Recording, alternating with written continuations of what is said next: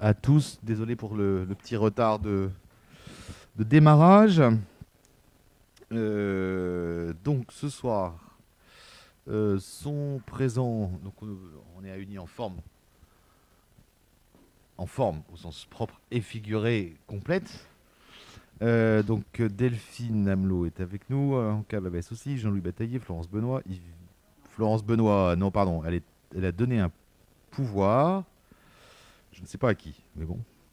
Yves Bigot, le maire a l'air d'être là, Philippe Schubert est là, Guillaume Desvergiers est là, Mathieu de France est là, Myriam Delaunay est là, Lorraine Delille est excusée et a donné procuration à Maxime Gallier, Éric Dumotet est excusé, a donné procuration à Pierre Breton, on le reconnaît bien là, Christine Duciel est présente, Édouard Faguet est absent, Maxime Gallier est présent, Anne-Cécile Gauthier a donné procuration à Frédéric Rouxel, Jacques Grével-Dinger a donné procuration à Nathalie Pasquet, Jean-Yves Guyot, Jean-Claude Juguet, Nathalie Legrette, Jean-Christophe Méléard, Christian Morel, Nathalie Pasquet, Flavie Pluriot, ouais, Laetitia Moissenet, Émile Roux, Frédéric Rouxel sont présentes. Mélanie Simon a donné procuration à Nathalie Legrette et Liliane Vinet est présente. Nous sommes donc 22 présents et 6 conseillers municipaux qui ont donné un pouvoir. Le quorum est atteint. On peut donc ouvrir cette séance de conseil.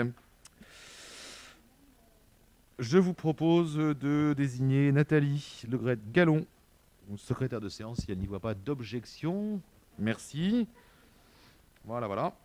Et donc, nous pouvons examiner l'ordre du jour de ce conseil. Mais avant, je dois, comme d'habitude, vous faire approuver le compte-rendu de la dernière séance. Est-ce que ce compte-rendu appelle des observations? Je n'en vois point. Je le mets aux voix. Y a-t-il des oppositions? Des abstentions? Je vous remercie et je vous le fais passer pour signature, comme d'habitude. Vous avez eu connaissance des arrêtés du maire pour la période du 11 au 21 octobre, c'est-à-dire une période courte. Pour l'essentiel, des concessions de terrain dans les cimetières, comme hélas toujours, des décisions de non-préemption, une prolongation de convention temporaire en faveur de l'association Tabga, rue Alphonse Milon. Et globalement, je pense que c'est à peu près tout ce que j'ai fait entre le 11 et le 21 octobre, en tout cas par délégation de votre part. Est-ce que ça appelle des questions? Ok, merci de la prise d'acte. Et donc je vous propose que nous passions à la première délibération, qui est la délibération un peu lourde de ce conseil, qui est l'approbation du projet relatif à la convention territoriale globale, qui est le nouveau petit nom de ce qui s'appelait avant le contrat enfance-jeunesse. Et s'il s'appelle convention territoriale globale, c'est parce que son champ et son objet sont plus larges. Ce qui fait que cette présentation sera donc à 3 voix, excusez du peu, enfin 2 voix, j'espère que vous en avez, entre Christian Morel, qui en présentera l'économie générale du dispositif, et puis Liliane et Nathalie pour les volets enfance, jeunesse, respectivement, on va dire ça comme ça, de cette convention. Christian, à toi. Alors tout d'abord, peut-être un point sur le contexte de déroulement du projet de cette convention territoriale. Il est à noter que depuis 2020, une collectivité territoriale ne peut plus renouveler ou signer un contrat enfance-jeunesse avec la CAF. Pour rappel, le contrat enfance-jeunesse, c'était un contrat d'objectif et de financement. Aujourd'hui, l'enjeu pour la CAF, c'est de s'extraire des démarches par dispositif. Elle souhaite, à travers la convention territoriale globale, privilégier une approche transversale partant des besoins des territoires. Alors qu'est-ce que c'est que la CTG en fin de compte? C'est une nouvelle démarche, toujours fondée sur un partenariat avec la CAF, qui a 3 objectifs. Le premier, c'est de renforcer l'efficacité, ensuite la cohérence et la coordination des actions mises en place. Les actions, elles sont définies après la réalisation d'un diagnostic partagé des besoins. La CTG peut couvrir les domaines de la petite enfance, de la jeunesse, du soutien à la parentalité, de l'animation de la vie sociale, en fait, tout ce qui se rattache à la branche famille. En s'appuyant sur ces préconisations, dès décembre 2020, on a missionné le cabinet Compass pour conduire un diagnostic partagé des besoins. En parallèle, on a constitué un comité de pilotage avec la présence de la référente CAF, de la directrice du CEDAS, de la présidente de l'épicerie solidaire Le Panier de Grégoire, du DGS, du directeur du CCAS et des adjoints référents. En parallèle, courant mars, le cabinet Compass a fait une restitution des données sociales de la commune en présence des élus, des membres du conseil d'administration du CCAS, des partenaires et des responsables des services communaux engagés dans la démarche. Suite à cette restitution, on a organisé un séminaire le 15 avril auquel ont participé 34 personnes, des représentants d'associations, des personnes qualifiées, des élus bien entendu et surtout nos partenaires. À l'issue de cette journée, plusieurs orientations et recommandations ont été définies. Ces orientations ont contribué à l'écriture des fiches actions qui vont vous être présentées. 14 fiches ont été présentées et validées aussi à la commission solidarité du 5 octobre. 3 items ont été retenus, la petite enfance, l'enfance jeunesse et l'animation de la vie sociale. Donc, Viviane, je te laisse présenter les fiches actions de la petite enfance.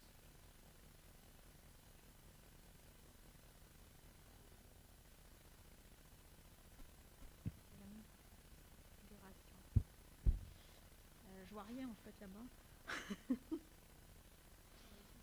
Ah, on n'est pas. D'accord, j'ai pas la même chose que. Oui, non, mais j'ai pas la même chose que. Voilà, oui, voilà. Ok. Donc, il y a des forces, bien sûr, et il y a aussi des faiblesses, hein, comme partout. Donc, les forces, c'est vrai qu'on a un service d'accueil petite enfance qui est très large, puisqu'on a énormément de places. En collectif, on a également les assistantes maternelles. Et puisqu'on arrive à couvrir en gros 50% de la demande, ce qui est assez important. Et avec un taux de remplissage de 75%, comme ça peut paraître pas si important que ça. En fait, c'est important parce que le taux de remplissage est calculé sur toute la durée d'ouverture, par exemple, des structures. Et forcément, les enfants n'arrivent pas tous à 8h30 le matin ou 8h et ne partent pas tous à 18h30. Donc le 75% est un bon taux de remplissage, en fait, c'est-à-dire que nos crèches sont pleines. Alors là, il va y avoir rapidement un problème avec l'accueil individuel fait par les assistantes maternelles, puisque elles sont en baisse sur le territoire et elles sont pour la plupart assez proches de la retraite et on a du mal à avoir un renouvellement d'assistantes maternelles. Deuxième enfin, pas point faible, mais les crèches sont toutes regroupées dans le centre-bourg en fait. Et donc voilà, il y a relativement peu de mutualisation, même s'il y a quand même le relais parents-assistante maternelle qui permet d'avoir un peu des échanges entre les professionnels, notamment les assistantes maternelles et avec les formations, etc. Donc l'enjeu de cette CTG, c'est de soutenir la parentalité au sens large. Donc soutenir par une potentialité d'accueil, bien sûr, mais soutenir aussi au niveau parentalité les parents qui peuvent être fragilisés ou qui sont en difficulté éducative notamment. On en voit de plus en plus. Alors il n'y a pas de... vous allez voir dans les fiches qu'on va vous proposer, c'est le LAEP. C'est un lieu d'accueil en fait enfants-parents qui est réservé, qui sera, enfin, si on le fait, qui sera réservé aux parents avec leurs enfants, où là, on peut avoir des échanges avec des professionnels. Donc, c'est un soutien à la parentalité très net. Au niveau de l'accueil individuel, il faut qu'on arrive à accompagner ou l'installation d'assistantes maternelles ou la création de MAM, hein, c'est des maisons d'assistantes maternelles. En fait, c'est des assistantes maternelles qui sont en général 3-4, qui sont regroupées comme une mini-crèche, mais elles restent indépendantes et assistantes maternelles. Et puis au niveau collectif, mais c'est une possibilité aussi, c'est de créer éventuellement un nouvel accueil de multi-accueil, hein, pour une crèche en fait, dans les quartiers qui sont un peu plus éloignés du centre-bourg. Donc pour ça, on a fait plusieurs, des fiches actions. Donc, dans les nouvelles fiches, vous pouvez voir RPE, c'est le relais parent-enfant. En fait, il existe déjà, il change de nom. C'est le RPAM, c'est le relais parent-assistante maternelle, mais c'est pareil en fait. Et ce relais sert donc dans l'accompagnement des assistantes maternelles pour les accompagner ou dans leur formation ou qu'elles puissent échanger ou avec des professionnels. Ça accompagne les parents, les familles pour trouver un mode de garde notamment, voir ce qui leur conviendrait le mieux. Et puis il y a des ateliers qui sont aussi faits pour, avec une JE, une éducatrice de jeunes enfants, d'animation avec ces parents qui ne travaillent pas ou qui font garder leurs enfants à domicile et les assistantes maternelles. Ce relais a aussi une compétence d'aide à la parentalité, notamment dans des organisations de conférences à thème, un peu, ou en présentiel ou par visio, ce qui marche plutôt bien d'ailleurs. Donc en visio, on en fait déjà un peu, mais c'est à renforcer. Il faut qu'on développe aussi l'accueil des enfants parents vulnérables. Donc ça peut être ou des parents qui sont ou des familles monoparentales qui ont un peu des difficultés, ou bien des familles non monoparentales aussi, mais qui ont des difficultés dans l'éducation des enfants, ou à mener et vie professionnelle et vie familiale. On voudrait installer donc des temps forts aussi parents. Donc c'est ça, c'est ce que je vous disais, des conférences ou des échanges avec des professionnels, des psychologues ou des professionnels de la petite enfance. Dans les nouvelles fiches, vous allez voir aussi le LAEP, qui est un lieu d'accueil enfants-parents uniquement. Donc en fait, c'est pas tout à fait pareil que le RPE, puisque là, les assistantes maternelles ne sont absolument pas concernées. C'est vraiment un lieu avec des professionnels pour accueillir les familles, les parents et les enfants, et aussi les parents du coup qui font garder leurs enfants, puisque le REP ne fonctionne qu'en semaine, alors que là, ça serait pour accueillir des familles, parents, enfants, dont les parents travaillent. Donc ils ne peuvent pas venir au REP, mais par contre ils pourraient venir avec, pareil, si les parents ont besoin de renseignements, de questions sur l'éducation des enfants, et puis des petits ateliers, etc. Après, vous avez différencier les structures. Donc l'ancienne fiche qu'on appelle, c'est le relais petite enfance, donc c'est le REP, le RPE qui change de nom mais qui reste voilà. Et la création, alors ça on aimerait bien arriver à bout de ça, d'une MAM, donc une maison d'assistance maternelle. Ça fait plusieurs temps qu'on essaie d'y arriver. On va peut-être finir par arriver à la faire. Et éventuellement créer une nouvelle structure multi-accueil du côté de Maison Blanche, on peut dire, mais ça, toutes ces fiches-là qui sont vous présentées, ce sont des projets qu'on mènera à bout ou pas. On les inscrit, c'est pas parce qu'ils sont inscrits qu'ils sont forcément faits au bout du bout. Et puis, bien sûr, dans cette convention, on va retrouver toutes les anciennes, tout ce qui existe déjà dans le contrat enfance-jeunesse, qui représente un gros morceau quand même, puisque c'est l'accompagnement du multi-accueil coloriage, du multi-accueil des jardins de Lille, des jardins d'enfants, et avec une partie de travaux de rénovation du jardin de la SMA au jardin de Lille. Donc voilà les fiches pour la petite enfance. Il y a pas mal à faire déjà. Nathalie, peut-être?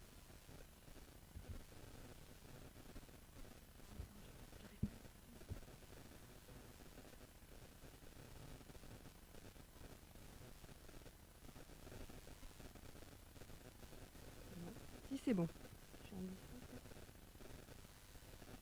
Alors en ce qui concerne la jeunesse, on a une offre qui est riche et variée et qui permet globalement de répondre aux demandes des familles. En ce qui concerne l'accueil notamment périscolaire par le biais de la LSH. C'est quelque chose qui fonctionne bien sur la commune depuis de nombreuses années et qui était voilà, un des éléments forts de notre contrat enfance-jeunesse, puisqu'on a un nombre d'heures important sur nos activités récurrentes, mais aussi sur tout ce qui est stage, séjour et autres. Donc c'est quelque chose qui fonctionne très bien, mais qui fonctionne très bien, on va dire, jusqu'à 12-13 ans. On a une difficulté qui n'est pas spécifique à la commune, hein, mais qui est partagée par l'ensemble des communes de la métropole. C'est la difficulté aujourd'hui à toucher un public adolescent et jeune adulte qui n'est plus, on va dire, consommateur de loisirs organisés comme ça a pu être le cas dans les générations précédentes. Donc aujourd'hui, on essaye au maximum de créer des passerelles entre les différentes strates de notre accueil, hein, donc entre l'accueil de loisirs à partir de 10 ans, bascule sur la passerelle avant de pouvoir basculer en accueil vers le passage. Et par contre, la tranche, ça fonctionne bien donc sur les plus jeunes, mais cette volonté de basculer progressivement sur les accueils informels des 14-17 ans, ça ne fonctionne pas. Donc l'idée, c'est plutôt aujourd'hui d'aller rencontrer ces jeunes et en fait, là où ils sont. Et aujourd'hui, ce qui plaît le plus aux jeunes, c'est l'occupation de l'espace public. Alors des fois, on a l'impression qu'il n'y a pas un but précis, mais en fait, ils sont sur l'espace public même s'ils ne font pas grand-chose. Et ils sont aussi beaucoup sur les réseaux sociaux. Donc le travail du service jeunesse, ça va être d'aller les chercher là où ils sont, donc sur ces deux espaces qu'on va globalement on va regrouper ça sous le terme de l'aller vers. Voilà. Donc c'est plus le jeune qui vient vers nos structures, c'est nous qui allons chercher les jeunes donc là où ils sont. Donc ça va être un gros, un des gros enjeux, et je pense que voilà, une partie de nos moyens sera vraiment dédiée à cette volonté d'aller, par exemple, sur le City Stade, on fait déjà un petit peu d'aller vers quand on va, par exemple, à l'accueil Rico Calmidi, hein, on va chercher les lycéens là où ils sont, mais c'est vraiment généraliser ces pratiques sur des horaires différents et sur des lieux sur lesquels jusqu'à présent on était peu présent. Donc la possibilité aussi d'être présent sur les réseaux sociaux, sur des forums de discussion qui peut permettre aux jeunes de venir plus facilement après, mais pour un projet précis plus que passer pour passer, je dirais.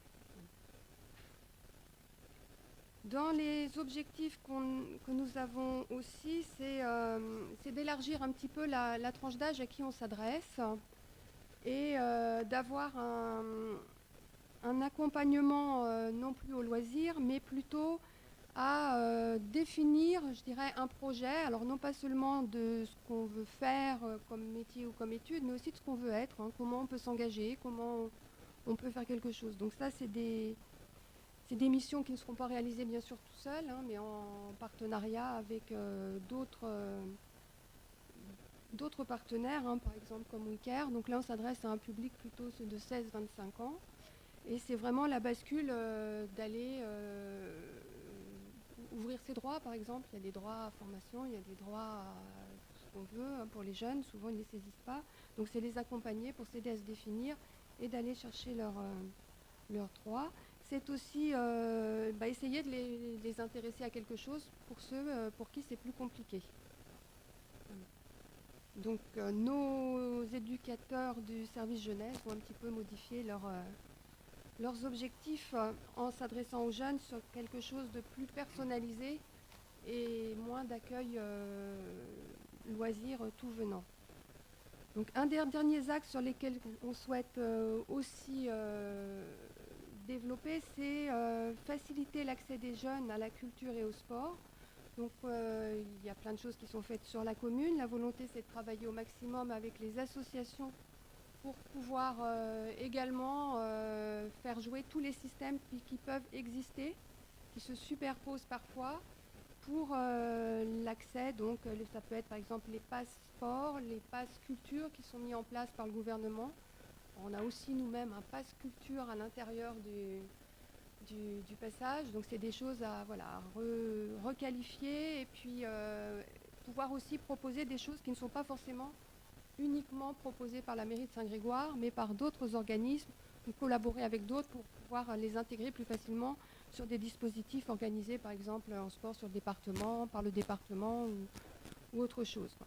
Donc c'est une possibilité pour tous ces jeunes de trouver le maximum de support et de financement pour leur vie associative, sportive et culturelle.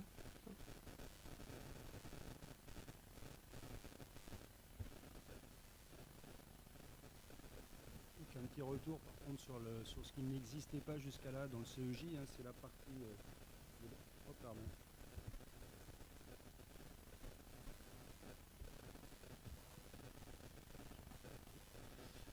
Oui, ce que je disais, c'est qu'effectivement, une partie qui n'existait pas dans le CEJ, c'est l'animation de la vie sociale.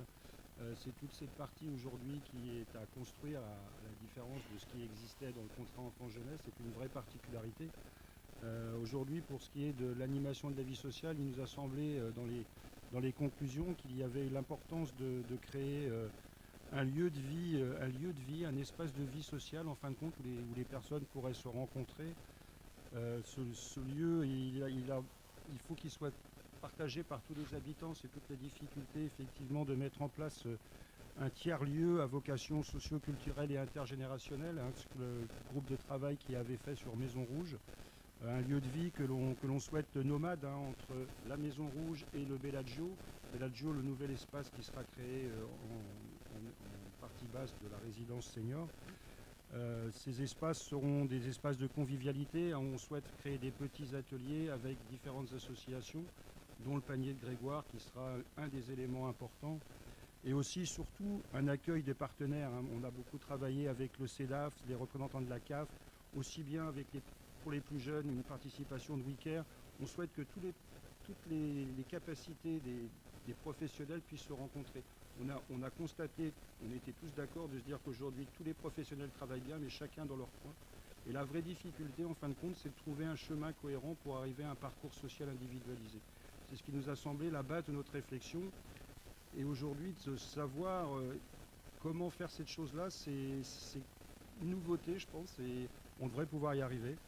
Et du coup, sur Maison Rouge, la particularité, c'est aussi de faire des logements étudiants avec des loyers modérés, avec des contreparties de gestes solidaires, telles que des animations d'ateliers. Donc effectivement, on voit bien la notion de vie commune. Et une idée simple, en fin de compte, sur laquelle on s'est appuyé, hein, c'est de créer un cercle vertueux de contreparties solidaires, en fin de compte. Je crois qu'il faut rester dans des choses simples pour arriver à des choses intéressantes. Et du coup, cette convention, elle a vocation à décloisonner les dispositifs existants, hein. Et on voit bien, tout en proposant des actions nouvelles et interpartenariales. Cette convention, elle permet de développer un partenariat beaucoup plus global et intégré que le contrat enfance-jeunesse. On le voit bien et ça, c'est très important. Et je pense qu'en signant cette convention, on se positionne clairement en faveur d'une action sociale coordonnée et cohérente à l'échelle de notre territoire. Et en fin de compte, cette convention, si on arrive à la mener au bout, toute cette partie-là est nouvelle, je pense qu'il y aura une vraie vie sociale qui peut se créer autour de ce projet. Alors cette convention, elle sera signée pour 5 ans à compter du 1er janvier 2021. Et la participation financière de la CAF est quand même très importante puisqu'elle est estimée entre 730 000 et 800 000 euros annuels, ce qui n'est quand même pas neutre. C'est quand même un partenaire vraiment privilégié. Et du coup, ces actions, elles sont inscrites et réalisées dans la convention. Il est bien de noter qu'après l'évaluation, la CTG aussi, ce qui est important par rapport au contrat enfant-jeunesse, c'est qu'elle peut être réévaluée chaque année. On peut ajouter une partie qu'on n'a pas prise en compte, par exemple, c'est le handicap, et pour lequel il faudra absolument qu'on travaille sur cette partie du handicap qu'on n'a pas pris aujourd'hui, mais qu'il faudra qu'on prenne en compte. Et effectivement, on peut tous les ans modifier, apporter, retirer, et comme disait tout à l'heure Liliane, c'est qu'effectivement, ce financement est fait aux actions inscrites et réalisées. C'est une vraie particularité et une vraie souplesse par rapport au contrat enfant-jeunesse. Voilà. Ok, merci beaucoup à tous les trois et au-delà de vous trois, à tous les élus qui ont participé, soit via le CCAS, soit via la commission solidarité, aux travaux à la fois du diagnostic partagé, du séminaire, de l'élaboration des fiches actions. Je sais qu'il y a eu presque la moitié de ce conseil qui a contribué, presque on pourrait dire, une bonne moitié. Voilà, donc merci à vous tous, et puis aussi à travers vous aux différents partenaires qui se sont impliqués dans la réflexion. Je pense évidemment au service de la ville, bien sûr, mais aussi à la CAF elle-même, juste pour que les choses soient claires dans la tête de chacun. 700-800 000 euros de financement, c'est 7 à 8 fois plus important que la dotation de fonctionnement de l'État. Juste pour vous donner la portée des enjeux. Euh, c'est quand même pas négligeable. Remercier évidemment aussi l'ensemble des partenaires. Je pense en particulier à la qualité des échanges qu'on a pu avoir à travers ce travail partenarial avec les représentants du département à travers le CEDAS. Est-ce que j'en oublie, Christian? Le panier de Grégoire, les membres associatifs. Enfin, voilà. En réalité, derrière cette convention, il y a aussi un important travail partenarial qui a été mené depuis finalement les quelques mois qui ont suivi l'installation de ce conseil. Est-ce qu'il y a des questions ou des observations, des réactions? En fait, tout le monde était assez au parfum de ce dossier déjà.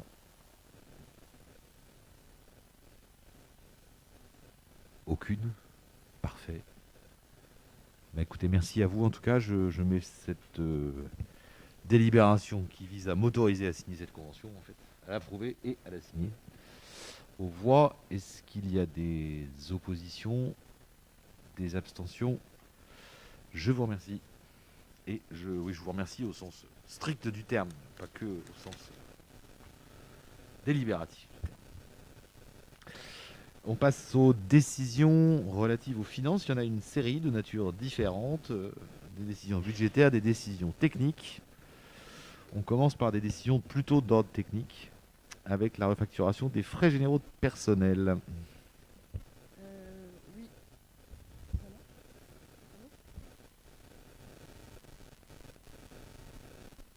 Ça marche. Oui, comme j'ai la crème un peu. Non.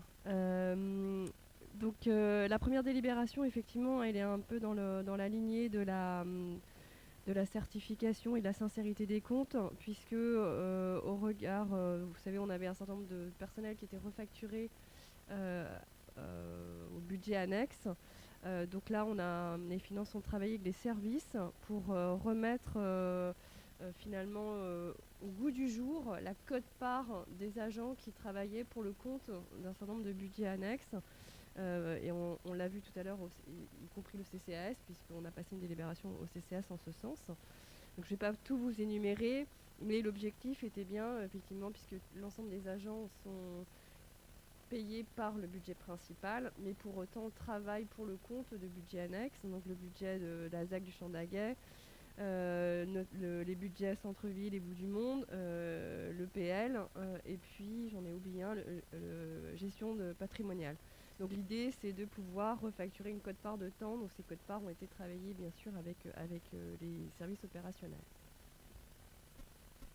Merci. Est-ce que ça appelle des questions? S'il n'y a pas de questions, je me vois. Est-ce qu'il y a des oppositions, des abstentions? Merci.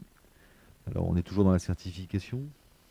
Oui, donc c'est la suite de la délibération dont vous vous rappelez tous, j'imagine, de dernier conseil, qui était sur la fixation des taux de créances irrécouvrables, enfin de la provision pour créances irrécouvrables. Donc là, c'est la mise en application avec les assiettes fois les taux qu'on a pu voter au dernier conseil. Et donc, ça permet de calculer effectivement la provision à enregistrer cette année. Merci. Est-ce que ça appelle les questions? C'est des délibérations assez techniques. S'il n'y a pas de questions, je mets aux voix. Est-ce qu'il y a des oppositions, des abstentions? Merci. Et du coup, on passe aux décisions budgétaires modificatives en commençant par le budget principal. Oui, Donc sur le budget principal, donc j'ai commencé par la section de fonctionnement. Donc le fait à enjeu, on va dire, c'est l'augmentation de la ligne de crédit pour les charges du personnel qui sont liées en particulier au centre de vaccination et à la crise Covid, donc qui a nécessité un renforcement de la masse salariale. Cet équilibre de plus de 100 000 euros, on va le retrouver en partie sur le chapitre 011, où on a diminué le chapitre 011, tout simplement puisqu'on arrive quasiment en fin d'année, donc on connaît à peu près l'atterrissage. Sur les charges à caractère général, donc ceux qui étaient au CCAS, sur les subventions, sur les charges gestion courante, les 65, on a diminué la subvention du CCAS parce que là aussi on n'a pas tout dépensé entre guillemets. On va retrouver effectivement les 4 500 euros de provision, donc justement sur les créances, en complément de ce qu'on avait pu ouvrir. On va retrouver en 0,42 une part des dotations aux amortissements, mais également de la provision sur des emprunts qui avaient été contractés, qui sont refacturés, en particulier sur la ZAC du Champ d'Aguet. Ça, c'est pour la section de fonctionnement en dépenses. En recettes, on va retrouver, si tout se passe bien, la recette de l'État en termes de remboursement de loyer pour le centre de vaccination. On va retrouver également le montant de 30 000 euros de dotation et participation qui avait été sous-estimé en pied de budget, on va dire, en budget principal, et également en termes de produits et services. Ça, c'est pour la section de fonctionnement. En section d'investissement, il y a deux faits, on va dire, deux faits générateurs. Le premier, donc là, vous savez, quand au budget, on ouvre les lignes de crédit, c'est pas pour ça que, effectivement, c'est comme Liliane tout à l'heure, que ça va être dépensé tout cette année, mais on est bien obligé d'ouvrir. Et en particulier, on ouvre sur le chapitre 20 et 23 sur notamment la rénovation du foot. Donc si jamais les marchés étaient totalement signés en totalité cette année, donc on préfère ouvrir des crédits. Et en 21, c'est pour la maîtrise foncière, là de la même manière, si on avait une nécessité à avoir un achat de terrain ou de bâti. Et l'équilibre en section d'investissement s'établit sur un emprunt complémentaire qui est inscrit en chapitre 16. Ouais, merci. Sachant évidemment l'emprunt complémentaire n'a pas forcément vocation à être réalisé. Il le sera d'ailleurs, peut-être pas forcément, Non, probablement pas même du tout. Mais à partir du moment où on avait des dépenses nouvelles, on est obligé de mettre une recette nouvelle. C'est clair, un point à peu près clair. Est-ce qu'il y a des questions particulières? Jacques Révélingé n'étant pas là, il n'y en a pas. Jacques aime bien poser des questions sur le budget à Laetitia, vous avez remarqué. S'il n'y a pas de... Il est absent toujours, tort. S'il n'y a pas d'autres observations, je mets aux voix. Est-ce qu'il y a des oppositions, des abstentions? Merci. On poursuit donc du coup avec la DM sur le budget bout du monde. Alors celle-là, elle est très simple. Elle est à la conséquence de la première délibération sur la refacturation du personnel. Puisque en ayant réajusté les clés de répartition, évidemment, on ajuste l'ouverture des crédits. Donc c'est pour cette raison qu'on propose d'augmenter de 17 000 euros pour pouvoir appliquer la clé. C'est la contrepartie de l'autre délibération, en fait, si j'ose dire. Enfin, la conséquence, plutôt. Pas de questions là-dessus, les choses sont claires. Je mets aux voix, pas d'opposition, pas d'abstention. Merci. La DM relative au budget annexe centre-ville. C'est pareil. Parce que non, mais mon PC a plus de mal à avancer. Voilà, donc centre-ville, c'est la même manière. Donc c'est la conséquence de la première délibération qui permet d'amender, qui nécessite d'amender, le chapitre 012, donc la masse salariale, de 17 000 euros pour pouvoir appliquer la clé. Cause, mêmes effets, j'imagine. Pas d'autres questions. Je mets aux voix, pas d'opposition, pas d'abstention. Merci. Alors, nous changeons. Ouais, on aurait pu faire le GPCC avant de passer à l'exonération de l'éco, bien sûr. Mais bon. Non. Non. Bien, Madame la Première Adjointe. Donc, nous allons passer donc à la délibération relative à l'exonération des loyers commerciaux. Oui, on a la possibilité. On a la possibilité, du fait de la fermeture administrative sur le mois de novembre 2020 d'un certain nombre d'établissements sur la commune dont nous sommes propriétaires, de pouvoir exonérer 50% du loyer et avec une prise en charge des autres 50% par l'État. Donc on propose effectivement, du fait de la fermeture administrative, c'est-à-dire que c'est vraiment, ça a été fermé administrativement, l'exonération des loyers pour les 3 entreprises qui vous sont citées, donc Bergamote, la CIM et la SPL, NOS. Donc là, il s'agit bien d'une mesure extrêmement précise qui concerne l'accompagnement d'un dispositif d'État. Tu l'as dit, mais je le dis, Oui. je le redis, exclusivement réservé aux établissements qui ont fait l'objet d'une fermeture administrative. Et donc nous nous alignons en fait sur, nous alignons sur le régime de l'État et nous bénéficions à cette occasion. Oui, c'est obligatoire. Est-ce que ça appelle des questions? S'il n'y a pas de questions, je mets aux voix. Pas d'opposition, pas d'abstention. Merci. Et donc du coup, la délibération relative à la décision budgétaire modificative du budget annexe gestion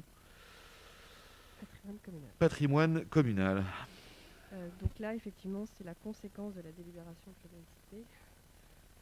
C'est l'avantage, c'est qu'en compta, c'est toujours débit égale crédit, donc on compte toujours sur ses pattes. Donc là, on inscrit effectivement en charge exceptionnelle le montant du loyer qu'on exonère, 53 000 euros, du fait de la délibération précédente. Donc j'imagine pas de questions non plus, parce que non. S'il n'y a pas de questions, je mets aux voix. Pas d'opposition, pas d'abstention. Unanimité, je vous remercie. Comme Laetitia a toujours peur de s'ennuyer, elle vous propose dans cette dernière délibération la création d'un nouveau budget annexe que nous appellerons par convention ZAC Multisite, parce qu'elle trouvait que c'était un peu léger en termes de budgets annexes. Bah oui. Bah du coup, comme on va fermer le budget annexe des 11 journaux, on s'est dit, bah ouais. Hein. Donc il vous est proposé effectivement, dans un premier temps, de créer, puisque dans l'ordre des choses, il faut bien d'abord créer le budget, puis ensuite on vous proposera une maquette une prévisionnelle budgétaire. Donc là, il vous est proposé effectivement alors c'est pas totalement créer un nouveau budget annexe, puisque ce serait la fusion de 2 budgets qui ont la même logique, c'est-à-dire le budget centre-ville et le budget bout du monde. Puisqu'on a beaucoup de charges, et c'est adossé à une ZAC et avec des charges qui sont mutualisables. Donc il est proposé, au lieu d'avoir 2 budgets, de créer un seul budget, qui est donc ce nouveau budget, dont on vous fera l'explication, parce que évidemment il va falloir passer par le budget principal pour ensuite redescendre au budget qu'on vient de créer. Donc, simplification administrative, ça va être simple.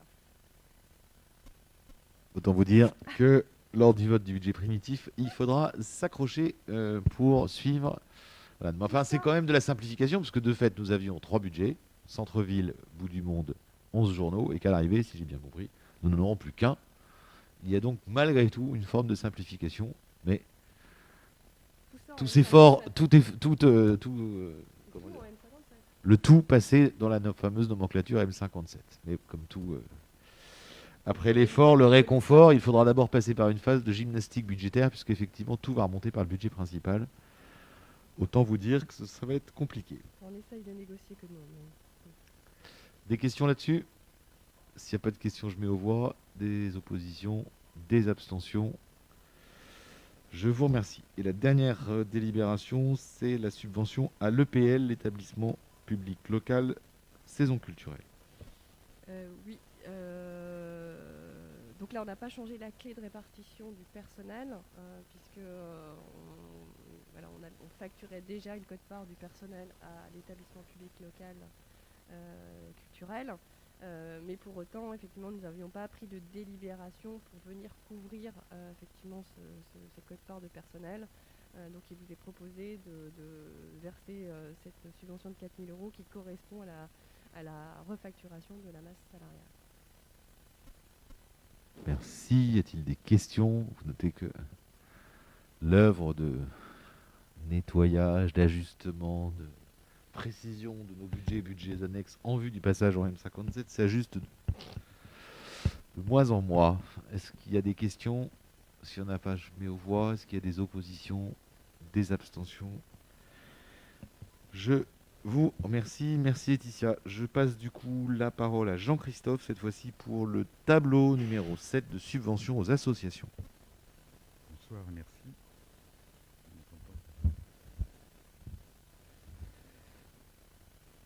Hein Voilà, le comité de Téléthon s'est mis au travail pour cette fin d'année et il nous sollicite pour une subvention concernant l'organisation de ce même Téléthon, à savoir de la location de vaisselle, de la publicité et de la communication pour un montant de 900 €. Aussi, je propose d'allouer cette subvention à l'association UCG, Union des commerçants grégoriens, qui copilote en fait le Téléthon. Merci. Comme chaque année, hein, on passe par le UCG pour. Je sais pas si ça suscite des questions ou des réactions. S'il n'y en a pas, je mets aux voix. Est-ce qu'il y a des oppositions? Des abstentions? Merci. Du coup, en l'absence d'Éric Dumotet, c'est Philippe Schubert qui présente la délibération 12 relative à la désaffection et au déclassement d'une parcelle.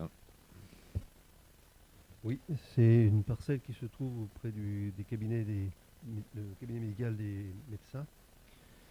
C'est la partie qui descend à gauche des marches quand on va au cabinet et que le syndic va prendre à sa charge après pour l'entretien. Donc on va faire des plantations quand même au départ et puis on rétrocède au syndic. Donc l'emprise publique peut donc être désaffectée. Alors, cette emprise est une propriété communale issue du domaine public et accessible depuis la rue. Le détail de la parcelle est le suivant, c'est le BE 734, c'est la partie verte sur le plan. L'emprise publique peut donc être désaffectée et déclassée du domaine public pour être réservée dans le domaine privé communal afin d'être cédée. Il est donc aujourd'hui proposé de rétrocéder gracieusement la parcelle cadastrée section BE numéro 734 classée dans le domaine public communal au profit de la copropriété, les terrasses de Vianney, représentées par le syndic Efficience à Rennes, étant précisé que les frais de notaire sont à la charge de la commune. Donc voilà, donc c'est un endroit qui est très difficile à entretenir. Et puis donc on va faire quelques plantations et après c'est eux qui auront la charge de le faire, l'entretien. Donc voilà. Merci Philippe. Oui, c'est de la bonne gestion du domaine public qui n'en est pas en réalité. Donc l'idée c'est de le mettre en état et ensuite de leur laisser assurer l'entretien plutôt que d'avoir des débats infinis sur la qualité de l'entretien alors même que ça participe plutôt de la qualité de la résidence que de la qualité de l'espace public en tant que tel. Merci Philippe pour ta présentation. Par contre, tu iras faire un contrôle ophtalmo parce que... Ah d'accord, sur le côté c'est vert et là-bas c'est jaune. Ok, bon alors ok, je retire ma prescription médicale dans ce cas. Ce qui prouve d'ailleurs que je fais bien le bon métier. Entendu. Non, c'est juste pour bien troubler le maire. En fait, on projette des trucs de couleurs différentes sur les différents écrans. J'ai bien noté cette... ouais. J'ai bien noté là la forme de perfidie des services municipaux à l'encontre du maire. Je mets cette délibération aux voix. Est-ce qu'il y a des oppositions, des abstentions? Je vous remercie. Cette fois, Liane, on passe à une autorisation pour adhérer au groupement de commandes Terre de Source. Explique-nous de quoi il s'agit.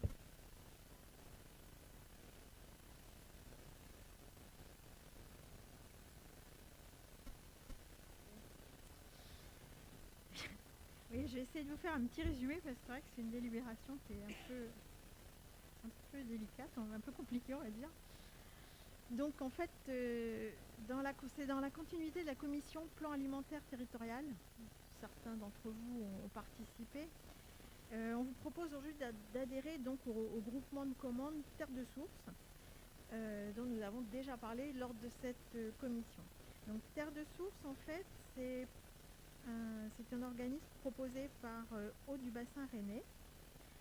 Et c'est un organisme de regroupement en fait, de commandes pour permettre de mutualiser les achats des prestations de services de denrées alimentaires durables, en préservant l'eau potable et l'air. Il vise la transition agroécologique et l'alimentaire du territoire. L'adhésion est proposée aux syndicats de production d'eau, aux Pyrénées, de Fougères, aux EPCI et aux communes. Le but, c'est la préservation de la qualité de l'eau et de l'air, avoir des denrées locales, saines, bio ou en agriculture raisonnée, de qualité, ce qui correspond exactement à ce qu'on avait demandé lors de la commission sur le plan alimentaire territorial. Elle peut permettre également de proposer des actions éducatives pour les enfants sur l'alimentation. Et puis, elle permet aussi de protéger, entre guillemets, des producteurs locaux en leur assurant donc des commandes via cette plateforme, puisque des producteurs seront retenus et les commandes leur seront passées. Voilà. Ça permet également d'avoir des échanges. Les professionnels de cuisine notamment il y a des temps prévus d'échanges pour les échanges entre eux. Alors il est à noter quand même que le pourcentage de commandes que nous pourrons réaliser via cette plateforme ne doit pas excéder les 15% de la totalité des denrées alimentaires que nous commandons. Donc il faudra bien cibler, c'est là où je pense que la commission alimentaire territoriale va reprendre de l'activité, et ça sera à nous de bien cibler pour quelles denrées exactement on veut passer par terre de source ou par d'autres, après le reste. Donc voilà, le comité de pilotage se composera avec un représentant de chaque structure adhérente. Donc si la ville adhère, elle aura son représentant. Par contre, le comité d'appel d'offres donc est présidé par le coordinateur qui est haut du bassin rennais. Les représentants des structures pourront être présents et auront un vote, mais seulement consultatif. Et là, j'ai perdu le reste du truc. Ce sont bien les tablettes, mais... Voilà.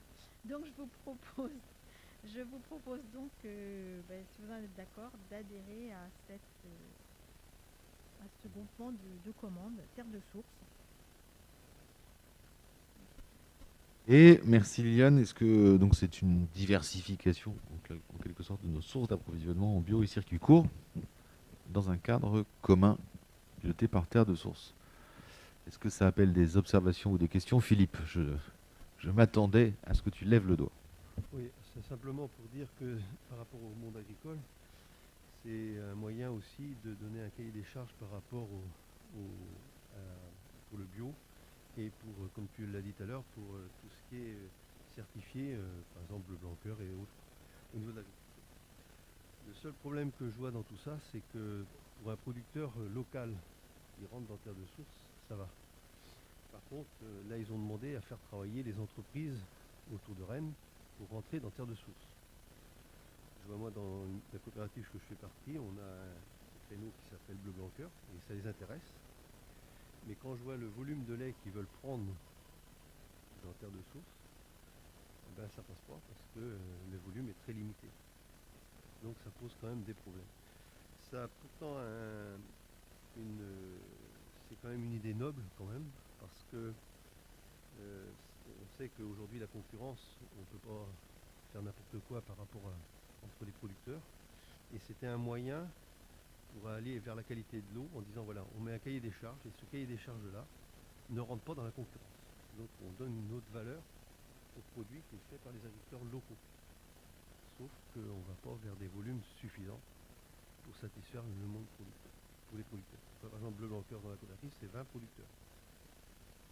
20 producteurs, c'est pourtant pas énorme, mais qui ont une moyenne de 400 000 litres de lait.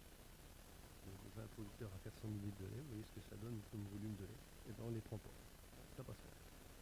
Donc moi je pense que Terre de Source c'est noble, ça mérite d'exister. Mais je pense qu'il faudra que ça aille beaucoup plus loin, même vis-à-vis de la grande distribution demain, pour la reconquête de la qualité de l'eau. C'est ce que je voulais dire par rapport à ça. Merci Philippe pour ton éclairage intéressant, ça initie une démarche en fait. On n'est pas encore effectivement totalement en vitesse de croisière pour que ce soit totalement, mais ça a au moins le mérite, comme tu dis, d'initier quelque chose. Ça ne suffira pas pour reconquérir la quantité Oui, je suis d'accord. Ouais. l'ensemble du bassin. Ouais. Il faudra qu'il y ait des volumes qui partent des volumes. Mhm. C'est pour ça qu'il faudra que la grande distribution qu'on met là-dedans et d'autres structures qui sont importantes. Ok, merci pour ton complément d'infos. Est-ce qu'il y a d'autres observations? S'il n'y en a pas, je mets aux voix. Est-ce qu'il y a des oppositions, des abstentions? Unanimité, je vous remercie. Du coup, je passe la parole à Jean-Yves qui, comme toujours, va faire un exercice d'une complexité redoutable puisqu'il s'agit de présenter le rapport d'activité et de développement durable de la métropole dont vous avez évidemment tous eu connaissance et que vous avez tous lu en entier.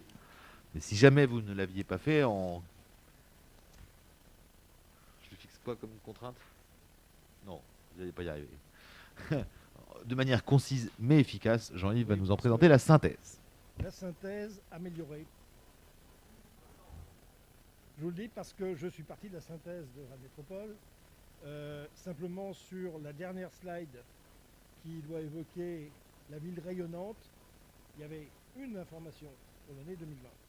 C'est un peu réducteur et certaines informations méritent également d'être corrigées, mais vous allez vite comprendre. N'empêche que ça sera concis. Donc 2020, ça a été une année évidemment très particulière, mais qui a été marquée sur la vie de la métropole par le lancement de l'élaboration du pacte de gouvernance entre la métropole et ses 43 communes, au titre de la loi du 27 décembre 2019.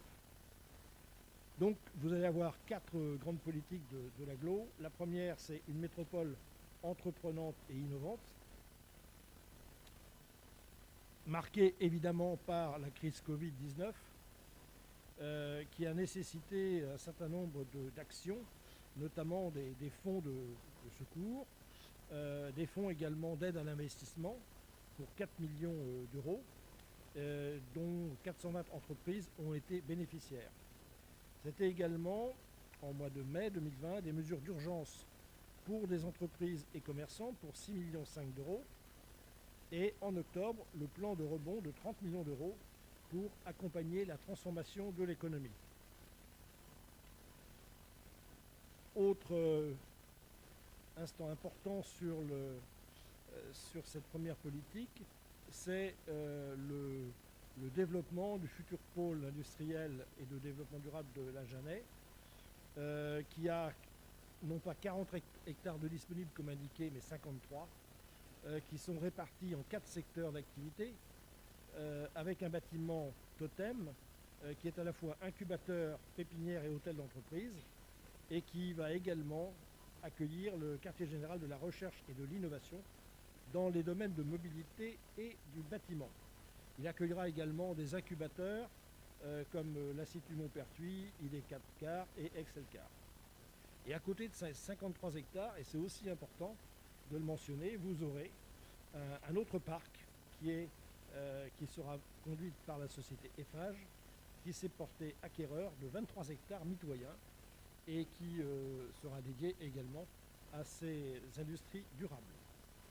Actuellement, on a pris évidemment du retard dans la viabilisation puisque c'était prévu pour le début de l'année 2021. Compte tenu de la crise sanitaire, les travaux ont été reportés.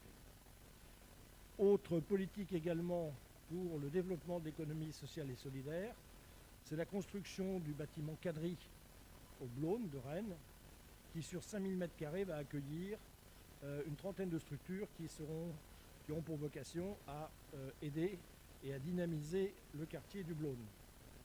Il y a eu aussi au titre de cette politique des soutiens par l'insertion, par l'activité économique, SIAE, pour 250 000 euros pour 18 structures en 2020. et 250 000 euros pour le plan rebond. Deuxième politique de la synthèse, une métropole accueillante et solidaire. Tout d'abord, ça a été le chantier jeunesse qui a été lancé au mois de novembre pour apporter des réponses rapides face à la crise sanitaire, comme un fonds d'urgence logement, et des mesures moyen terme pour permettre à la jeunesse de pouvoir s'adapter aux besoins et aux usages. Également, autre dispositif important, la gratuité des musées et des bibliothèques, donc pour tous. Et ce coût, parce qu'il y a quand même un coût à cette gratuité, se traduit par 180 000 euros par an. Et donc c'est la gratuité non seulement à la Bibliothèque des Champs Libres, mais également aux expositions permanentes du Musée de Bretagne et de l'écomusée de la Bintenay. Également, grâce au plan rebond, des mesures financières pour aider la culture, notamment 450 000 euros d'aide à la culture dans le cadre de ce plan rebond, 600 événements également organisés pendant l'été à Rennes, et des services en ligne durant toute cette année, click and collect à la bibliothèque, et également des propositions numériques des musées.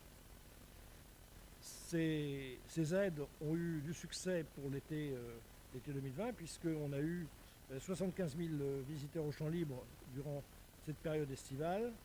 18 000 personnes ont visité l'écomusée de la Matinée pendant l'été, et 2600 personnes à la Maison du Livre à Becherel également pendant l'été. Toujours dans cette seconde politique de solidarité, il y a eu un fonds de 500 000 euros pour soutenir les locataires touchés par la crise sanitaire. Ce dispositif a été reconduit pour 2021 sur un montant identique de 500 000 euros. Malgré la crise, ce qu'il faut retenir, c'est qu'on a eu, malgré tout, une production de livraison de logements évidemment qui est en baisse par rapport aux années précédentes, mais qui est quand même honorable. 3 411 logements ont été livrés. Il y a eu également plus de 1000 logements qui ont été réhabilités dans le cadre du parc social et 241 dans le parc privé. Et en termes de logements sociaux, il y aura eu 3 864 logements sociaux attribués au titre de l'année 2020. Troisième politique, et c'est celle qui est au cœur de cette année 2020 pour l'exécutif métropolitain, c'est une métropole éco-responsable et exemplaire, avec comme première mesure les tarifs réduits et la gratuité des jeunes dans les transports au 1er décembre.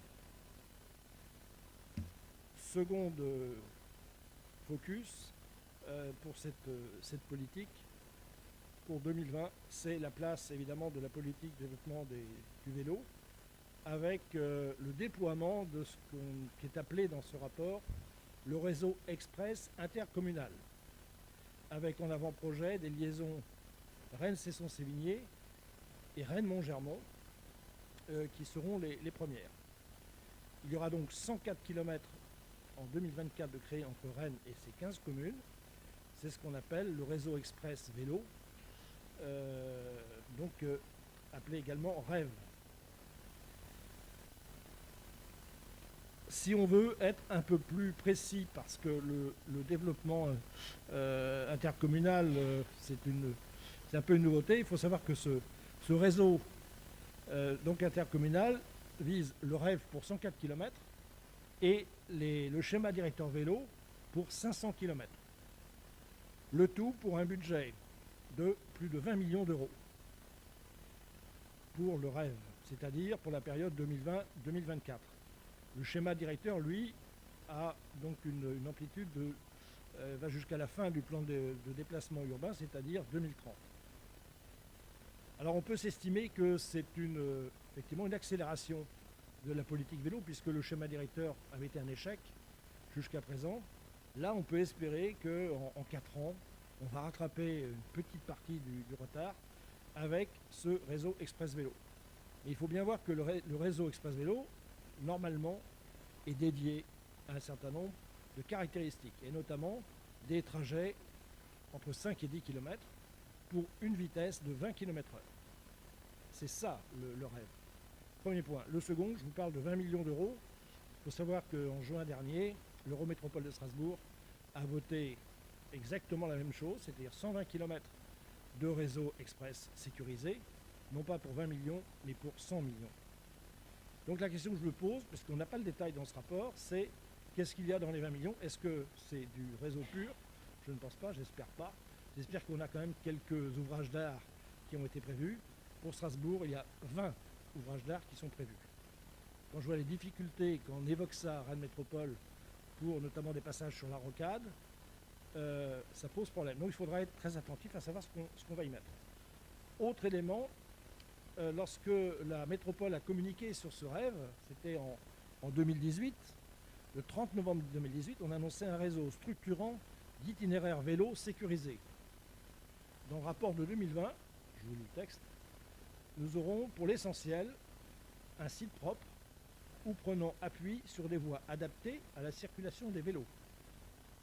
Ce n'est pas tout à fait la même chose en termes de niveau d'exigence. Donc on verra ce que ça donnera. Il faudra quand même être vigilant à la sortie. Également, où il faudra être vigilant, c'est sur les caractéristiques du réseau vélo, puisque je l'ai dit la semaine dernière, non, il y a 15 jours, en présentant le Trambus, la société qui intervient pour le compte de Rennes Métropole sur le Trambus annonçait qu'il fallait avoir pour les lignes unidirectionnelles une largeur de 2 mètres. Il faut savoir que sur Rennes aujourd'hui on a beaucoup de voiries à 1,50 simplement et que en bidirectionnel il faudrait attendre 2030 pour avoir les 4 mètres. Et de citer le CEREMA sur une étude qu'ils ont faite en 2016, on a même le numéro de la page et tout, sauf que je connais bien le CEREMA et ils ne font pas des études tous les 4 ans ou les 5 ans. Donc je l'ai reconsulté, ils ont sorti une nouvelle étude en février 2021 et qui ne dit pas tout à fait la même chose. Cette étude dit qu'il convient désormais pour les pistes unidirectionnelles d'avoir une largeur souhaitable minimum de 2,50 m. Pour une simple raison, c'est qu'il ne vous a pas échappé qu'on n'a plus que des vélos qui circulent sur les pistes cyclables. On a toutes sortes d'engins, et notamment ce que indique le CEREMA, les vélos cargo, des vélos avec remorque, et puis vous verrez tout à l'heure, parce que c'est une nouveauté, un tricycle qui est en expérimentation sur Rennes. Donc on ne peut pas imaginer des vélos cargo qui puissent se doubler sur des pistes à 1,50 m et encore moins à 2 mètres. Donc est-ce que le rêve va se caler sur ce que propose le CEREMA donc en 2021 ou sur ce qu'il a proposé en 2016? Ça serait un point de vigilance qu'on aura nous au niveau du Trambus.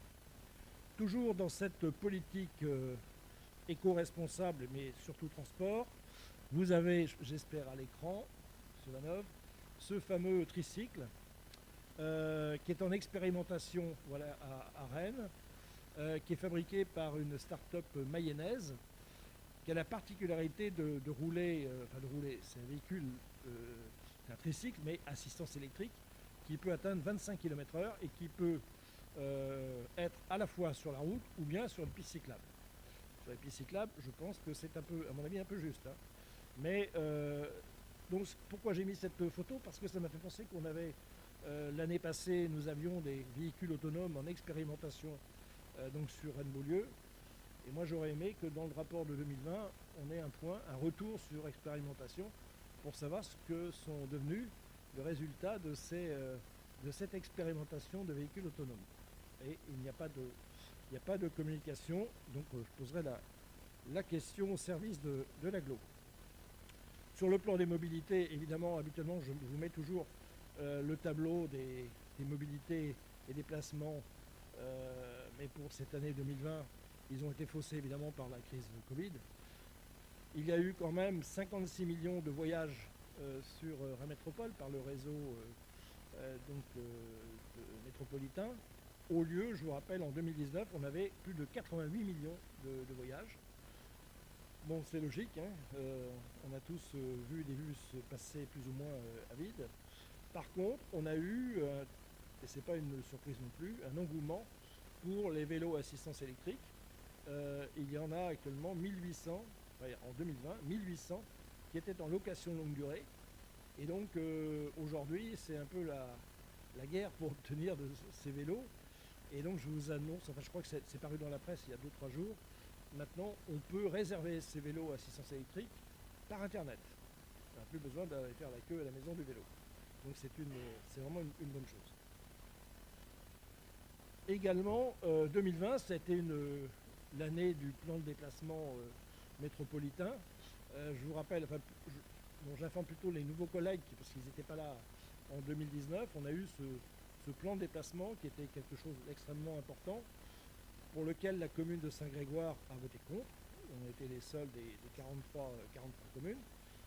Mais à chaque fois, en faisant des contre-propositions prises sur des métropoles qui fonctionnent très bien, qui sont des références, notamment Eurométropole Strasbourg, et également avec l'appui du CEREMA. Alors je ne vous ai pas dit qui était le CEREMA, c'est un centre de recherche et d'expérimentation, donc des experts de très haute volée qui dépendent du ministère de l'écologie et des territoires.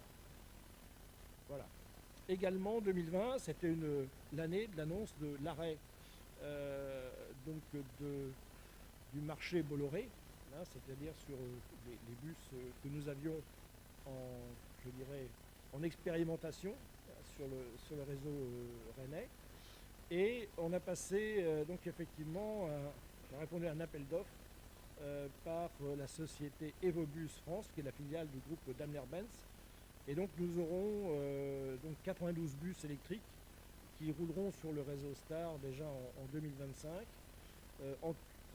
Progressivement, tout le réseau sera équipé de bus électriques Mercedes, c'est-à-dire 273 bus.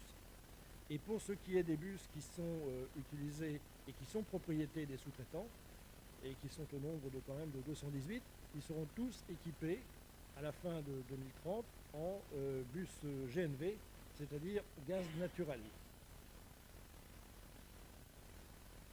Également un point sur le métro, donc 2020, c'était la fin donc des 15 stations, puisqu'ils ont été livrés en 2020. C'est pas pour ça qu'on a ouvert le réseau de la ligne B en début 21. Alors je vais déjà vous donner c'est pas officiel, mais on annonce que le réseau de la ligne B pourrait je reviens, sortir en début d'année 2022. C'est ce que M. Thurier a annoncé. Moi je serais prudent, je dirais plutôt premier trimestre 2022, parce qu'on est déjà au courant novembre. Donc pour démarrer début janvier, ça serait peut-être un peu juste. Mais bon, je crois qu'on aura le métro donc premier trimestre. Et pour nous, ce qui est important, c'est que ça va décliner le plan d'action pour les bus avec les nouvelles lignes, notamment la ligne de Maison-Blanche, la ligne également qui nous amènera au métro Gros-Chêne, la création de la ligne également 78 bis un peu plus tard. Voilà, donc c'est des choses pour lesquelles on est quand même très attentif et que ça commence. 2020 a été également l'année de l'entrée en vigueur du PLUI et également du lancement du règlement local de publicité intercommunale. Dernière politique éco-responsable, c'est dans les déchetteries, puisqu'on a eu donc un renforcement de la politique du réemploi dans les déchetteries, avec des espaces dédiés, et on a eu ainsi 286 tonnes d'objets collectés en 2020 et qui ont été donc valorisés. Malheureusement, ça a été aussi une année touchée par la Covid. Alors heureusement, on a eu donc l'action quand même du ramassage donc des déchets ménagers qui a été poursuivi, et on ne peut que s'en féliciter. On a eu malgré tout une baisse du tonnage par habitant, puisqu'on a perdu 18 kg. On est descendu à 451. Alors on était, je vous rappelle, quand même très bien placé sur le plan national au niveau de la collecte. Alors cette baisse, elle s'explique non pas par l'arrêt des tournées, puisqu'elles ont continué, mais simplement des consommateurs qui ont disparu temporairement, notamment tous les étudiants qui n'étaient pas là, et également les restaurateurs qui n'avaient plus du tout d'activité, et le développement également des circuits courts. Au niveau des déchetteries, On a une baisse évidemment de la collecte de végétaux, puisque là pour le coup les déchetteries ont été fermées pendant un certain temps. Ensuite il fallait donc attendre et on a vu se développer évidemment le compostage, ça c'est positif, mais également il y a eu aussi des dépôts sauvages qui se sont un peu multipliés. Et puis par contre, c'est à signaler, le ramassage intra-rocade des déchets verts a été poursuivi au cours de cette année 2020. Dernière politique, c'est celle de Rennes, capitale rayonnante et attractive. Donc il y avait une seule slide, c'était celle de la coopération de proximité quasiment au niveau du département, puisqu'il y a eu un contrat de coopération métropolitain autour des mobilités intelligentes qui a été passé entre 16 intercommunalités, rassemblant plus de 1 million d'habitants. Moi j'ai repris le rapport général pour ajouter quand même 3-4 points. Le premier, je ne vais pas m'y attarder puisque Philippe l'a traité le mois dernier, c'est sur les milieux aquatiques, puisqu'on a eu quand même là donc 10 intercommunalités qui se sont réunies et organisées et qui ont pour action de mener la restauration des rivières dégradées, la réduction des pollutions d'origine urbaine et rurale et la restauration du bocage. C'est une action extrêmement importante dans les années à venir, il fallait le souligner, je ne comprends pas que dans la synthèse elle ait été occultée. Également la coopération avec le Québec, alors je le dis là un peu avec humour parce que il n'y en a pas eu donc en 2020, mais on nous remet à la fois que c'est important pour notamment des projets relatifs au numérique, à la santé, à la mobilité de demain. Sauf que en 2019, où il y a eu un voyage des élus et de techniciens rennais au Québec, en plein renouvellement du plan de déplacement urbain, on ne s'était pas intéressé au cours du voyage donc aux voies réservées qui sont la marque de fabrique du Québec. Et je trouve un peu regrettable de lancer à Rennes des voies réservées sans avoir profité du voyage au Québec. Dernier point, et ça il est important aussi, c'est celle, pour moi je trouve une très bonne nouvelle, vers davantage de trains en gare de Rennes. Vous vous souvenez peut-être qu'il y avait eu un projet au moment de Notre-Dame-des-Landes et de la ligne à grande vitesse, donc Le Mans-Rennes, de prolonger cette LGV en direction de Nantes par une LGV en 30 minutes en passant par Notre-Dame-des-Landes. Ce qui était encore plus important, ou tout au moins aussi important, c'était qu'on profitait de ce projet, avec bien sûr les concours de l'État, pour désaturer la gare de Rennes. Parce qu'on est aujourd'hui, on est complètement saturé, il y a 400 lignes qui passent sur la gare de Rennes, on peut plus en faire d'autres, il fallait donc désaturer au-delà de la gare. Et donc le projet de Notre-Dame-des-Landes plus les dessertes, réorganisation des voies sur Brest et Quimper le permettait. L'arrêt de Notre-Dame-des-Landes a tout arrêté évidemment, et c'est pour ça que l'étoile ferroviaire a été mise un peu sur le côté. Et eh bien c'est une bonne nouvelle puisqu'il y a eu donc une action qui a été menée et qui s'appelle le projet LNO-BPL, c'est-à-dire les liaisons nouvelles Ouest-Bretagne-Pays de Loire, qui vise à améliorer le réseau ferroviaire en Bretagne et dans les Pays de Loire, et notamment à réduire les temps de trajet en train et augmenter le nombre de dessertes, y compris pour les déplacements du quotidien. C'est extrêmement important si jamais ça pouvait être la réalité. Alors c'est un projet qui va être décalé dans le temps. Il ne sera pas aussi rapide qu'aurait été la liaison LGV avec Nantes, puisqu'on parle de l'objectif, c'est 2050. Mais quand même, il y a une volonté politique qui a été démontrée et je pense qu'on peut en être satisfait. C'est pour ça que je tenais absolument à ce que ça figure au moins dans le bilan de 2020. Voilà. Merci. Oh là. Merci beaucoup Jean-Yves. Finalement, résumé en 29 minutes, 1,2 milliard de dépenses.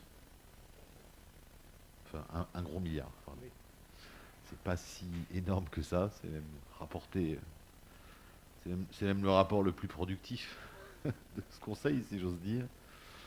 Voilà, toujours est-il que c'est important qu'on présente les points clés d'activité de la métropole. Je voudrais, je ne sais pas s'il y a des réactions peut-être ou des questions. Moi, je voudrais souligner 2 points.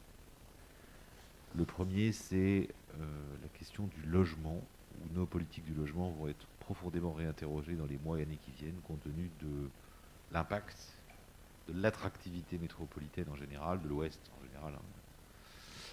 Voilà, avec une question très très importante qui se posera à nous sur le logement des familles ou des personnes intermédiaires, si j'ose dire.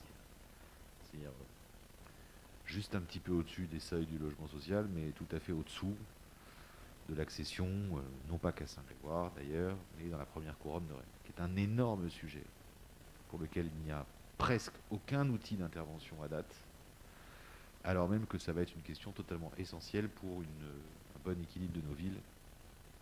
J'aurai l'occasion, le cas d'y revenir en conseil métropolitain, mais je voulais vous le dire, parce que à date aujourd'hui, un jeune couple qui démarrerait, travaillant, un couple d'enseignants, de profs des écoles, d'infirmiers, de jeunes consultants, voilà, que sais-je, aujourd'hui en réalité, eh bien ils ne peuvent plus se loger dans la première couronne de Rennes. Ils sont au-dessus, juste au-dessus des seuils de logements sociaux, mais pas assez fortunés, enfin, je ne sais pas si le terme qui convient, en tout cas, n'ont pas les moyens nécessaires pour procéder à une acquisition, et il y a très peu d'offres locatives. Donc en réalité, la seule alternative qu'ils ont, c'est d'aller à 15, 20, 30 km au nord, au sud, à l'est, à l'ouest de la métropole. Et ça, c'est à mon avis une question extrêmement importante sur le plan politique au sens noble du terme. C'est quelle solution on trouve en essayant de limiter la consommation de l'argent public au demeurant pour offrir des solutions de logement accessibles à des gens qui ne demandent pas d'aide publique au demeurant, mais qui demandent juste à ce que les coûts soient maîtrisés, qui est un véritable gros sujet. Et le deuxième sujet, et Jean-Yves vient d'en parler, c'est celui de la question des mobilités, encore et toujours, pourrait-on dire. On voit bien l'évolution à la fois des comportements, l'évolution des politiques d'aménagement de centralité, on va le dire comme ça, les conséquences que ça a sur le reste de la métropole, y compris sur la performance des transports en commun, que nous n'avons pas fini d'évoquer, à mon avis, ces questions, mais je me réjouis quand même de voir à l'agenda de la métropole des réflexions sur du train-bus qui commence dont on se dit qu'il serait quand même une bonne idée qu'il commence à sortir de la rocade. Depuis le temps qu'on le dit, je trouve que c'est pas une mauvaise idée. De se dire que peut-être qu'on pourrait optimiser l'étoile ferroviaire. Depuis le temps qu'on le dit, je trouve que c'est pas une mauvaise idée. Mais il faut croire qu'une bonne idée, quand elle vient d'un groupe politique, est meilleure que quand elle vient d'un autre, alors que c'est la même. Mais en tout cas, je me réjouis notamment que, par exemple, on optimise la gare de Rennes pour passer à ce qu'on appelle deux trains sur une voie. Enfin, c'est pas exactement le bon terme, mais on se comprend. Qui en fait permet de doubler le cadencement des trains TER. Et que donc en réalité, et pour le nord de Rennes, c'est-à-dire Saint-Grégoire, mais pas que, Béton, etc., pour toute la voie vers Saint-Malo, jusqu'à Montreuil, c'est un enjeu essentiel de mobilité, parce qu'en réalité, on peut augmenter les cadencements, nonobstant les faisceaux de TGV, qui est un autre sujet de négociation avec la SNCF, puisqu'il s'agirait de réduire le faisceau de sécurité du TGV pour augmenter la cadence TER, qui est un deuxième sujet. Voilà, mais je voulais souligner ces 2 points à mon tour, sans prolonger le propos, simplement pour dire que effectivement, on n'est que 2 représentants à la métropole, mais qu'ici jouent quand même des questions qui nous impactent. Alors, on a eu l'occasion dans une réunion de majorité interne de travailler sur le projet Trambus. On aura l'occasion de présenter en conseil le moment venu. Mais ces enjeux sont évidemment importants pour notre quotidien. Je ne sais pas s'il y a d'autres questions, réactions, questions à Jean-Yves, ou à moi, le cas échéant, ou Laetitia aussi. Sur la métropole, oui, Philippe. Oui. Par rapport aux pistes cyclables, tu as parlé de celle de Saint-Malo, il n'y en a pas d'autres de prévues? Pour Saint-Grégoire, tu veux dire, ou je peux sur Saint-Grégoire, Alors, voilà. sur le REV, Réseau Express Vélo, il y en a 2 qui sont prévus. L'une qui va de Béton à Saint-Grégoire en passant par Maison-Blanche. Je vous rappelle que l'objectif de rêve, c'est 2024, tout est fait. Sur cette ligne-là, c'est impossible, puisqu'il y a la voie ferrée qui ne sera pas opérationnelle, donc, mais peu importe, c'est pas grave. Deuxième rêve, c'est entre Montgermont et Rennes, par la Robiquette. Voilà. Donc moi j'attends de voir les travaux, la nature des travaux. Est-ce que ça va être une bande cyclable d'1,50 m avec des, vous savez, des plots en plastique?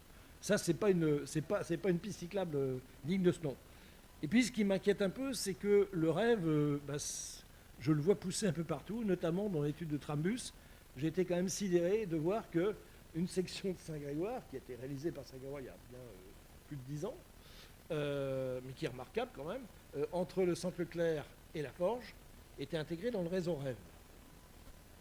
Interromps, mon cher Jean-Yves. L'avantage, c'est que le rêve est devenu réalité depuis 10 ans. Voilà. Il n'est pas inachevé.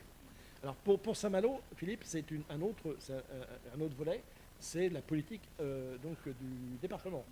Voilà. Et ça, effectivement, le département a tout un volet sur les grands axes qui est prévu. On a travaillé sur Cap-Malo, Ouais. la Chapelle-des-Fougerolles, et on arrête là. Et puis on va retravailler dans quelques années sur la partie. Alors que je vois pas l'intérêt d'avoir travaillé que sur cette partie-là sans aller jusqu'à Mais ils ne sont pas au même gabarit en plus, c'est vrai. Et puis bon, il y a d'autres endroits aussi quand même, la route de Mélès, Ouais. la route de Saint-Germain, Ouais. il y a des études de fait. Je te remercie de ta question. Et puis comme il se trouve que privilège d'être désormais conseiller métropolitain d'une part et conseiller départemental d'autre part, la question de la coordination est une vraie question entre à la fois les deux autorités, notamment sur les limites périphériques. Mais moi j'ai pour habitude de dire que la ville de Saint-Grégoire est très particulière parce qu'elle est, au sens du SCOT, à la fois ville cœur de métropole, mais elle est aussi une des limites géographiques nord de la métropole. C'est original d'être en plein centre et en périphérie. Mais ça nous permet d'expérimenter finalement ce que sont ces deux situations, que d'être au cœur et en périphérie en même temps. Et de fait, la jonction par exemple avec Molès, mais c'est la plus flagrante, est un véritable sujet parce que voilà, il y a une question de coordination de timing et puis il y a une question de coordination technique. C'est que la lecture des bonnes contraintes techniques n'est pas forcément la même d'une structure à l'autre. Ce qui n'est pas évidemment facile de passer d'une piste cyclable de 4 mètres à une piste de 2,50 mètres par exemple. Ou je plaisante un peu, mais de fait il y a un vrai sujet, t'as raison.